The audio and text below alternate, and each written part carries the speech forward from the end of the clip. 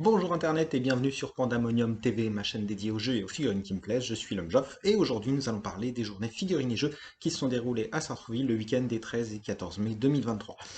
Tant que j'y pense, n'hésite pas à m'interrompre si tu veux dire des trucs, il n'y a pas que moi qui parle dans ces vidéos. Sinon je voulais remercier tous ceux qui sont venus me voir pendant ces deux journées pour me parler de ma chaîne. Il y en a même qui se sont abonnés, ça fait toujours plaisir, je remercie tout le monde. Voilà, j'aime bien remercier. Il y aura aussi une vanne perso dans la vidéo, vous vous inquiéterez pas. La journée du samedi, sur ce week-end, j'ai participé un peu à l'organisation. Le dimanche, j'étais sur un tournoi. On va parler de tout ça après le générique. A tout de suite.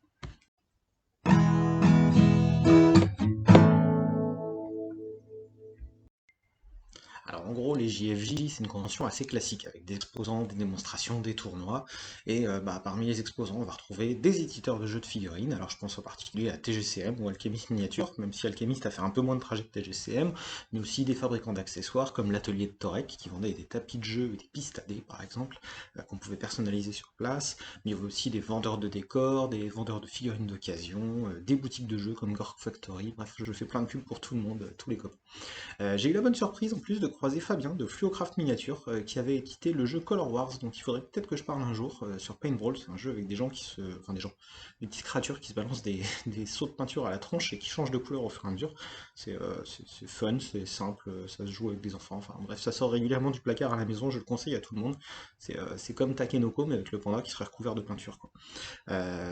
Au JFJ, on va trouver aussi des tournois qui sont organisés au cours des deux journées. Cette année, il n'y avait pas de tournoi sur les deux jours, il n'y avait que des tournois d'une journée maximum. Alors je ne vais pas être exhaustif, parce que je vais en oublier de toute façon, et puis je reconnais pas tout. Mais je suis sûr d'avoir vu du Moonstone, et ça fait plaisir. Il y avait 4 joueurs, il y avait du Alchemy, et là ça fait encore plus plaisir parce qu'ils étaient 16 ou 18, c'était assez énorme. Il y avait du Carnage, dont je parlerai plus tard dans la vidéo. On a vu du Epic 40 000, du Star Wars, du Seigneur des Anneaux, du Warhammer 40 000, du Conquest, le jeu avec les dinosaures. Il y avait aussi un tournoi Saga Âge de la Magie, dans lequel il y avait un des joueurs qui avait une superbe armée de grenouilles Eureka miniatures. Ceux qui suivent mon blog depuis longtemps savent que j'aime beaucoup Eureka miniatures, c'est eux qui avaient fait l'armée d'ours en peluche que j'utilise régulièrement. Voilà pour les tournois. On avait aussi pour Briscard une table de combat entre les pirates et la nouvelle aberration alchimique qui a été organisée par Boindil, avec 5 joueurs qui avaient chacun une bande de 300 pièces d'or de pirates pour s'en prendre à la grosse bête de TGCM, et joué par Grifter. Et d'après les informations que j'ai eues, la bande de pirates, toutes les bandes de pirates ont été éliminées complètement par l'aberration, donc elle est balèze, hein. Elle n'a pas usurpé la réputation qu'elle a cette bestiole. On a aussi vu au cours de ces deux journées quelques tables un peu plus exotiques, une petite table Bolt Action par-ci, un truc Battlestar Galactica par-là. J'ai aperçu une table de Blood Bowl qui a tourné quelques heures l'après-midi du samedi, et le dimanche j'ai aperçu une table Battlefleet Gothic. Ça faisait assez longtemps que j'avais pas vu des vaisseaux de Battlefleet Gothic, et un être qui était encore plus désemparé que ses vaisseaux à force de prendre des coups dans tous les sens. Mais c'était drôle à voir. Alors l'intérêt de ce genre d'événement, évidemment, c'est pas que de découvrir des jeux ou de faire le tour des tournois. Il y a aussi pas mal de stands, de démonstrations pour découvrir des nouvelles règles, pour retrouver des gens qu'on connaît depuis quelques temps. Donc je parlais de Fluocraft il y a quelques instants, mais bon, évidemment, on pouvait tester Alchemy, on pouvait tester Briscard, Carnage, entre autres. J'ai essayé de prendre des photos correctes de toutes les belles choses qu'on voyait. Alors il y avait ces exposants qui avaient des stands avec leurs vitrines, et puis il y avait un concours de peinture à côté et quelques autres associations de peintres ou des peintres professionnels qui proposaient directement de faire des démonstrations de leur talent. Pour le coup, je pense que le mot talent n'est pas usurpé, et donc on avait un concours qui était assez intéressant. Alors j'ai essayé de prendre des photos, sauf que je suis pas très bon en photo, hein, comme tu as pu déjà t'en rendre compte. J'en ai viré une trentaine qui étaient complètement floues ou un peu ratées, ou bref, je me suis bousculé tout seul et j'ai fait de la merde. Et je vais essayer de te montrer tout ça. Parmi les belles choses à voir, évidemment, il y avait du TGCM. Parmi les peintres pro, on a vu les figurines qui sont sorties à l'Open de concours. Euh, Cet Open de concours proposait une vingtaine de figurines, peut-être un peu plus, dans les catégories assez classiques, hein, débutants, confirmés, master. Il y avait un prix pour les jeunes, qui a été trusté complètement par une seule famille. Je pense que c'est le père de famille qui exploitait les enfants pour faire peindre ses figurines, hein. Je t'accuse, Brindille. Il y avait des figurines superbes dans les trois catégories. Il y avait aussi un concours de slow painting et un de speed painting qui avait l'air plutôt sympa aussi. J'ai pas trop eu le temps de m'y intéresser, mais c'était toujours assez sympa. Et dans le concours de peinture, grosse mention spéciale pour le Cat Sparrow qui était en catégorie débutant, mais qui était tout simplement magnifique. C'est le gros buste de chat qui est superbe. Et je me dis, c'est un débutant qui promet et qu'on espère revoir ailleurs et bientôt. Mais moi j'étais là surtout le dimanche pour le tournoi Carnage. C'est Moindil qui a organisé ça, un tournoi assez sympa avec 8 joueurs sur la journée, dont 3 du Nord. De mémoire, on avait 2 Fang, un Goon, un Kerops conceptuel et 4 guildes noires, dont ma liste. Je suis venu avec une liste qui me faisait de l'œil de longue date, la brute, l'autre brute et le truand, avec Barbato, Suk, Kaito et 2 agents sombres niveau 1 pour faire le nombre.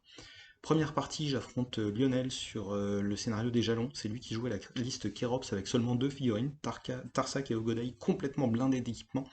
Je gagne au scénario, mais je lui fais 8 dégâts au total pendant toute la partie, et je perds toutes mes figurines tour 5. Hormis le scénario, ça a été la catastrophe, il n'y a rien qui passait, ils étaient beaucoup trop blindés, mais c'était plutôt marrant, je me suis bien amusé. À la deuxième partie, je tombe contre Virmar, que j'ai déjà affronté plusieurs fois avec ses goons. C'est une liste plus classique qu'on a déjà vue. Un champion tribal niveau 3, un éclaireur niveau 3, un chaman niveau 2 et 3 mongos niveau 1. Sur le scénario des puits empoisonnés, j'ai déjà fait des rapports de bataille là-dessus. Et là, j'ai fait de la merde, hein, globalement. Grosse défaite sur le scénario, je perds toutes mes figurines au tour 3.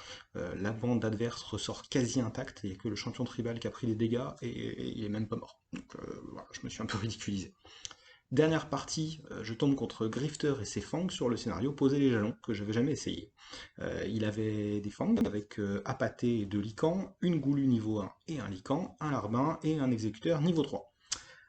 Objectivement, Grifter il était beaucoup plus rigolo que la bande qui jouait, parce que bah, il joue super bien, il m'a explosé, mais bon, bah, heureusement qu'il a un peu d'humour, parce que sinon ça aurait été un moment difficile.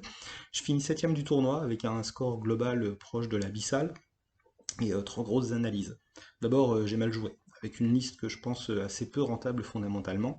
Plus je joue la guilde noire, plus je me rends compte que la grosse richesse de la faction, ça vient des profils spécifiques, pas forcément des personnages nommés. Jusque-là, Matisse, les autres, ils sont super forts, mais très chers, et finalement, c'est difficile de les rentabiliser, parce qu'ils ont beaucoup de règles spéciales, on oublie facilement des choses, et on ne voit pas forcément toutes les subtilités. Puis sur ce tournoi, j'ai fait des déploiements, des déploiements, des choix tactiques complètement pourris, enfin, j'ai mérité mes défaites. Ensuite, sur l'ensemble du tournoi, j'ai tué aucune figurine adverse. Et le mot important dans cette phrase, c'est adverse. Parce que j'ai tué une figue à moi quand Suc a pété un câble à la dernière partie, à la mort de son jumeau. Il s'est jeté sur un pauvre agent sombre de la guilde qui l'a explosé en 2 attaques avant de s'en prendre à un exécuteur Fang qui l'a buté. Enfin bref. Et puis enfin, je félicitais Milo pour sa victoire hyper méritée, lui par contre au tournoi, parce que plus il joue, plus il maîtrise, et il a terrassé tous ses adversaires sans aucun état d'âme, donc bien joué. Merci aussi à Lionel, à Grifter et à Dr. D d'être venus, parce que c'est toujours cool d'affronter des joueurs vachement plus expérimentés. Puis bravo aux joueurs du club de Sartrouville, surtout Togashi no Oni, qui finit le tournoi devant moi, alors que je lui ai fait découvrir le jeu, enfin je lui ai fait jouer sa première partie il y a quelques mois. Même si techniquement le véritable exploit revient plutôt à Nagata qui a réussi à se placer derrière moi au tournoi et ça c'est quasi exceptionnel, ça arrive pas souvent. Avant de passer à la conclusion, je voulais faire un petit mot modélisme, puisque j'ai commandé et acheté une armée très spécifique de Tembo, avec une douzaine de Tembo, qui m'a pas coûté cher et que je voulais absolument montrer à Grifter, qui devait attendre cette partie de la vidéo avec impatience. Et maintenant j'ai hâte de voir ce que toi tu vas proposer dans le même genre. Euh, En véritable conclusion, bah, je me suis bien amusé moi sur ces 2 journées. Alors ouais, j'ai fait un score pourri au tournoi, mais j'étais pas là pour gagner. Au cours de peinture, je suis reparti avec de la merde, mais c'est pas grave. Ce qui comptait, c'était de s'amuser finalement. Je suis reparti avec une superbe figurine pour Briscard, une faction que je joue. Je suis reparti avec un décor pour Bushido. Je suis reparti avec un tapis de jeu pour Dune. Enfin bref, je suis reparti les poches pleines. Je voulais encore remercier les organisateurs parce que j'ai passé des super journées. On s'est bien amusé, même si le samedi soir j'étais un petit peu défoncé à force de fatigue. Voilà, donc merci à toute l'équipe. N'hésite pas, hein, Internet, si tu veux venir nous rejoindre le vendredi soir pour jouer au club jeu de figurines à Sartrouville. C'est à peu près tous les vendredis soirs. C'est à la MJC de Sartrouville. Tu vas pouvoir découvrir des nouveaux jeux, découvrir des tas de gens super sympas et faire des parties assez cool. Donc merci aussi à tous ceux qui se sont abonnés et que j'ai croisés et qui m'ont parlé de mes vidéos pendant cet événement, ça fait toujours plaisir.